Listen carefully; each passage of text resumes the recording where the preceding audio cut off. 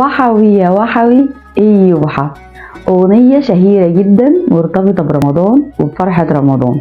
أول ما يجي رمضان تلاقيها انتشرت انتشار رهيب، وإحنا ما نعرفش أصلا إيه معنى جملة وحوي يا وحوي.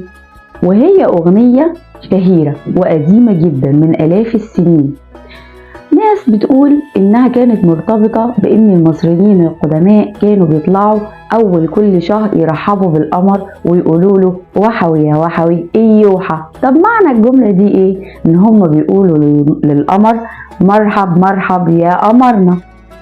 أما عن الرواية التانية اللي بتتكلم عن نفس الأغنية برضو، فهي برضو بتقول إنها من أيام المصريين القدماء، من أيام مصر القديمة، إن المصريين القدماء برضو من كتر حبهم في الملكة إياه حتب أم الملك أحمس الأول قاهر الهكسوس، كانوا لما بيكون جاية على مصر ويحبوا يستقبلوها كانوا بيطلعوا لها بالمشاعل والورود ويغنوا لها وحوي يا وحوي إياحة. ومعناها إيه عندهم برضو؟ معناها قمر الزمان، وده دليل على حبهم للملكة. وده برضو بيدينا إن الأغنية عريقة جدا وقديمة وليها تاريخ، وارتباطها برمضان حاجة عظيمة قوي لينا، وهنفضل برضو طول عمرنا نقول وحوي يا وحوي إياحة، وربطنا بفرحة رمضان. ربنا يعود الأيام عليكم بخير. وحوي يا وحوي إياحة، كل سنة وانتم طيبين.